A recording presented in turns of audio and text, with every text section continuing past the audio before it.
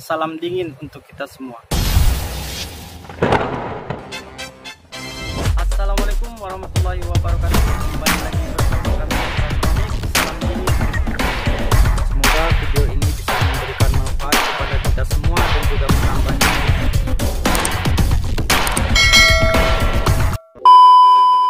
Dan di video kali ini kita akan mencoba untuk membongkar AC, mengetahui isi dalam AC baik itu indoor maupun outdoornya. Bagaimanakah, apa saja komponen-komponen di dalamnya, dan bagaimana sistem kerjanya, dan bagaimana fungsi-fungsi dari setiap komponen itu, bagaimana, apakah pengaruhnya bagi AC tersebut, dan bagaimana cara AC tersebut bisa menjadi dingin dan bisa mendinginkan sebuah ruangan. Langsung saja kita ke videonya. Cek. Ya, jadi inilah AC yang akan kita bongkar nantinya, dan akan kita lihat isi dalamnya, apa saja komponen-komponen yang ada di dalamnya. Kita awali dengan membuka bagian indoornya terlebih dahulu ya. Yang pertama kita buka dulu bagian covernya. Dan inilah bagian covernya, dan bagian dalamnya sudah terlihat ya. Kemudian di cover ini ada sensor remote. Kebetulan AC yang kita bongkar ini adalah AC yang bermerekkan LG. Jadi sensor remote-nya terpisah dengan PCB-nya ya. Kita buka sensor remote-nya.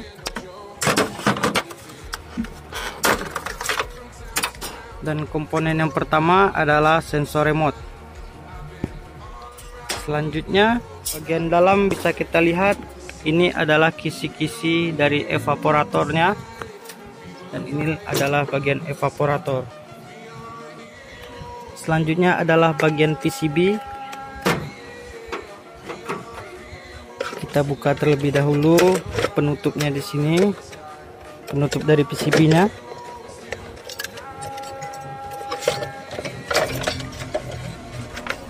Dan kemudian kita menjumpai di sini ada PCB-nya. Kita buka juga kabel-kabelnya semua. Dan selanjutnya di sini ada PCB.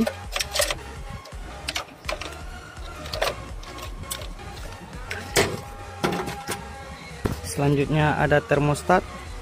Kalau kita perhatikan di sini ada motor swingnya. Sebenarnya ini ada kabelnya ya, tapi karena AC ini memang untuk jadi bahan praktek, makanya kabelnya sudah putus. Selanjutnya ini adalah sarang dari PCB tadi. Kita buka juga. Dan di belakangnya ada kapasitor.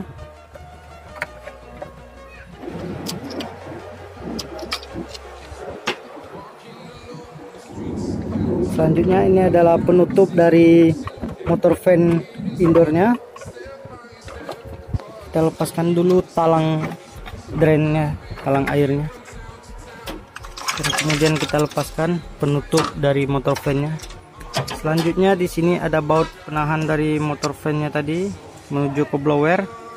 Jadi kita lepaskan dulu baut ini. Tidak perlu sampai habis, tetapi cukup kita kendorkan saja. Lalu kita keluarkan dan lepaskan juga kabel bodinya ya. Kabel bodi dari motor fan ini. Dan setelah itu di sini ada blowernya. Dan inilah komponen-komponen yang ada di dalam sebuah indoor AC ya. Yang pertama ada PCB. Yang kedua ada sensor remote. Yang ketiga ada motor swingnya. Yang keempat ada termostat. Yang kelima adalah kapasitor fan. Dan yang keenam adalah motor fan indoornya. Jadi inilah komponen-komponen utamanya dalam sebuah indoor AC. Dan kemudian dilengkapi dengan evaporator dan juga talang drain airnya. Dan yang terakhir adalah cover indoornya.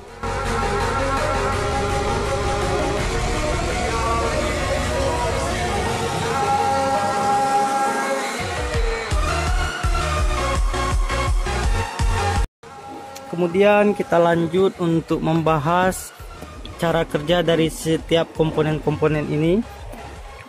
Yang pertama adalah evaporator.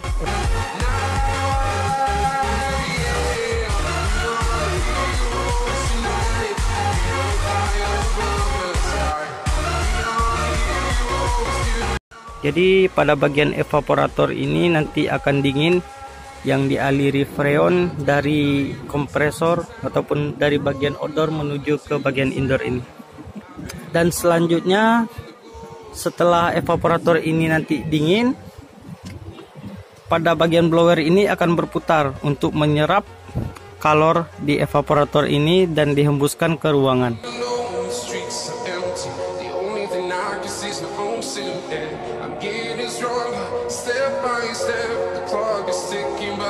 Dan blower ini diputar oleh motor fan ini.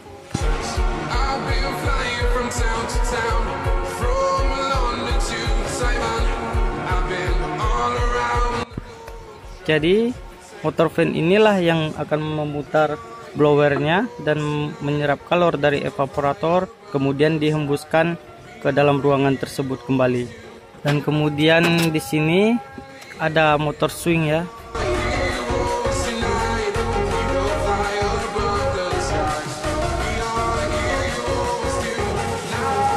Jadi motor swing ini berfungsi untuk mengatur arah angin, bisa naik dan bisa turun. Kemudian kedua motor ini yang menggerakkannya adalah pada bagian PCB.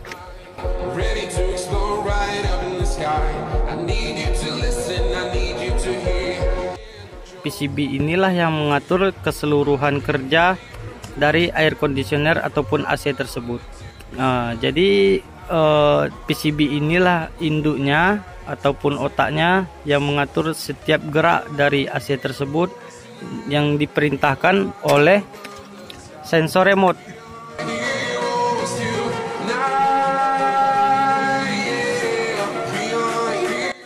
Nah, sensor remote inilah yang akan dibaca oleh PCB apa saja arahan yang kita tekan melalui remote AC-nya ya.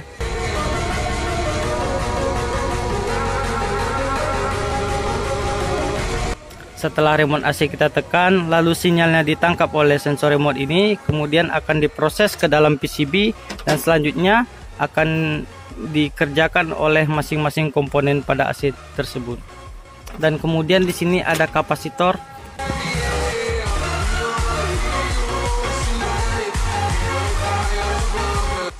Kapasitor fan indoor ya. Kapasitor motor fan indoor yang berfungsi untuk mengatur kerja dari motor fan indoor ini sendiri. Jadi apabila tidak ada kapasitor ini, maka motor ini tidak akan bisa hidup. Jadi fungsi kapasitor ini adalah untuk menjadi starting bagi motor fan indoor ini. Oke, selanjutnya ada termostat ataupun termistor ya.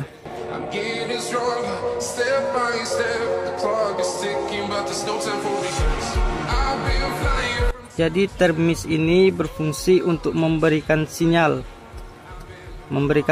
kepada bagian unit outdoor apakah di ruangan tersebut suhu yang kita minta, yang kita setel pada bagian remote sudah tercapai ataupun belum. Misalnya kita membuat suhu remote 20 derajat Celcius, maka apabila suhu di dalam ruangan tersebut belum mencapai 20 derajat Celcius, dan inilah yang akan membaca nantinya. Selanjutnya dia akan memberikan sinyal kepada PCB, dan bagian PCB ini akan mengatur kerja dari kompresor ataupun bagian outdoornya nanti, karena di dalam ruangan masih terasa panas. Jika masih terasa panas, maka relay pada bagian PCB ini setelah diproses menuju relay inilah yang akan menghidupkan bagian outdoor.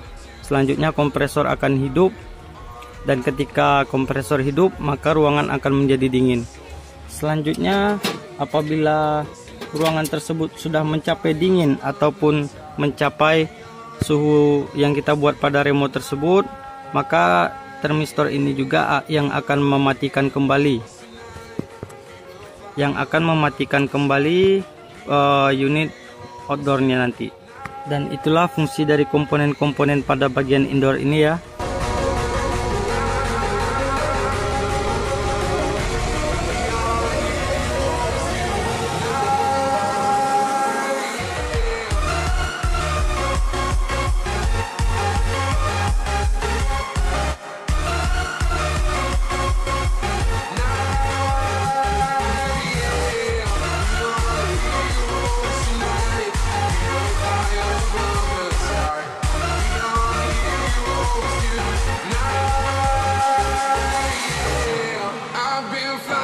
Town to town, from London to Taiwan, I've been all around the globe trying.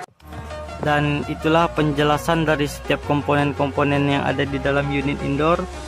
Mungkin apabila penjelasannya ada yang kurang jelas ataupun ada yang terlewatkan, bisa ditanyakan di kolom komentar ya. Kemudian kita akan melanjutkan membongkar bagian unit outdoornya. Kita lihat isi di dalamnya dan apa saja komponen yang ada di dalam unit outdoor ini. Dan inilah bagian outdoornya, langsung kita bongkar saja seperti biasa. Kita bongkar dulu covernya, baru kita bisa melihat isi di dalamnya. Ya, untuk membuka cover outdoor ini cukup kita perhatikan posisi baut-bautnya, dan kita lepaskan semua baut-bautnya yang ada di samping, di depan, di belakang, samping kiri ataupun samping kanannya. Setelah semua bautnya terbuka, langsung kita angkat saja dan cover outdoornya sudah terbuka. Dan inilah penampakan dalam pada bagian outdoor AC ini. Selanjutnya kita akan bedah satu persatu dan kita akan pelajari bagaimana sistem kerja dari sebuah unit outdoor ini. Yang pertama di sini ada motor fan outdoor dan juga disertai dengan blower.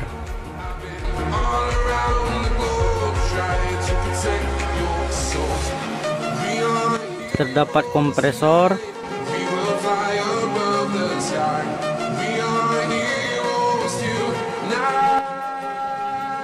dan juga kapasitor.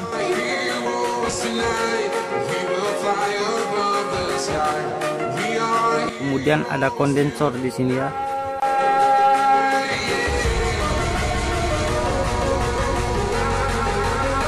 Pada sebagian AC biasanya disertai dengan overload pada bagian kompresor yang berfungsi sebagai pengaman ataupun sebagai pembatas arus. Ketika kompresor sudah panas, maka arus yang menuju ke bagian kompresor akan terputus. Tetapi pada bagian AC ini kebetulan ini adalah AC LG yang kita bongkar.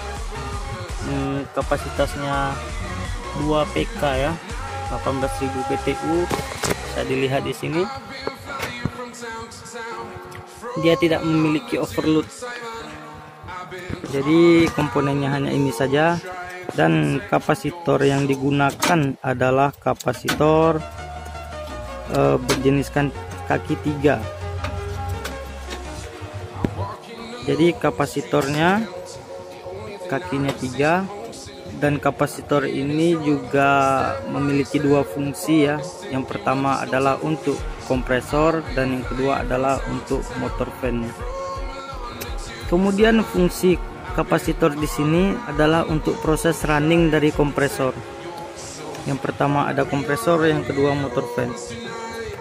Apabila kapasitor ini tidak ada, maka kompresor dan motor fan-nya juga tidak bisa hidup ya. Dan setelah kita bongkar semua tadi ya, tinggal 3 komponen yang ada di dalam ini, yaitu pertama kompresor, motor fan, dan juga kondensor. Dan sebenarnya ada satu komponen utama lagi di sini ya, yang dimana komponen ini sebenarnya juga sangat penting, dan inilah komponen yang bisa dibilang sangat penting ya dalam sebuah AC, yang sering terlewatkan pembahasannya oleh banyak orang. Apakah itu? Yaitu adalah pipa kapiler.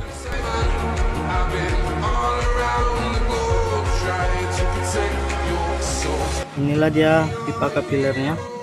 Selanjutnya pada sistem air conditioner yang sudah dilengkapi dengan refrigerant ataupun freon yang sudah dialiri oleh freon ya, yang di dalam sebuah AC ini freonnya sudah terisi full, kemudian akan diproses oleh kompresor, dan fungsi kompresor ini adalah mengkompresi sebuah tekanan freon menjadi gas liquid dan sebagainya, dan kemudian dihisap kembali ya.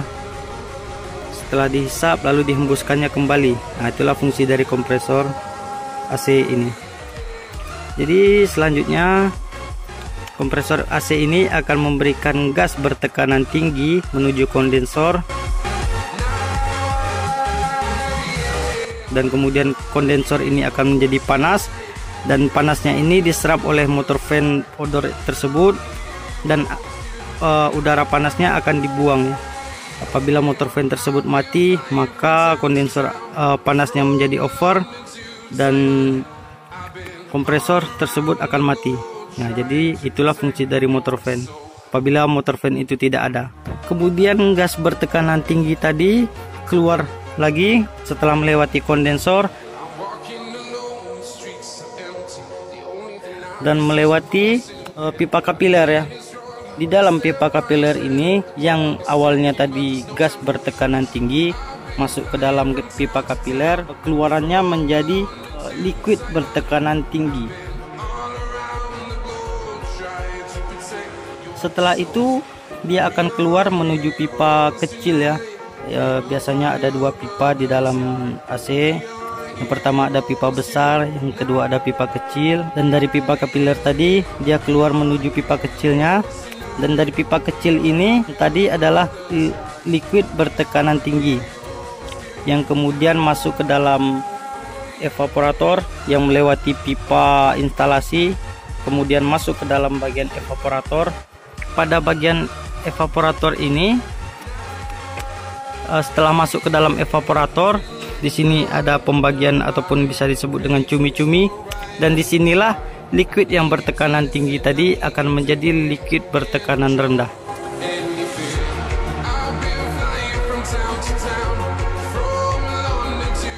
Makanya evaporatornya bisa menjadi dingin, dan setelah evaporator ini dingin,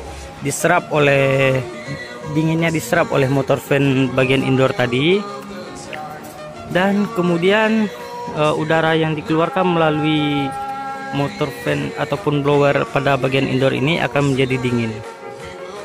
Dan selanjutnya setelah evaporator ini dingin, freon yang melewati evaporator ini tadi selanjutnya akan kembali menuju pipa instalasi dan masuk kembali ke bagian pipa besar dari bagian odor ini ya, yang wujudnya akan berubah lagi. Dari evaporator tadi wujudnya liquid bertekanan rendah, kemudian menjadi gas bertekanan rendah. Setelah keluar dari evaporator, maka wujud freon tadi akan berubah menjadi gas bertekanan rendah. Kemudian masuk kembali ke dalam kompresor. Dan seperti itulah siklusnya proses pertukaran wujud dan juga proses aliran freonnya ya, dalam bahasa yang saya kira mudah untuk kita pahami. Ya, saya kira cukup sekian dulu video kita kali ini tentang cara kerja dan mengenal seluruh komponen yang ada di dalam AC standar ya. Dari mulai bagian indoor sampai bagian outdoornya sudah kita jelaskan semua. Itulah tadi cara kerja dalam sebuah air conditioner dan juga pengenalan komponen yang ada di dalam AC tersebut. Jadi begitulah cara kerja dari setiap komponen AC tersebut sehingga membuat ruangan menjadi dingin. Mungkin di dalam penjelasan ataupun bahasa yang saya gunakan kurang jelas ataupun ada yang masih ragu dan yang perlu dipertanyakan, silahkan tanyakan di kolom komentar ya. Semoga video ini bisa memberikan manfaat kepada kita semua dan juga menambah ilmu serta wawasan kita di dalam air conditioner. Dan terima kasih telah menonton video ini sampai habis. Salam dingin untuk kita semua. Akhir kata, assalamualaikum warahmatullahi wabarakatuh. Sampai jumpa di video-video berikutnya.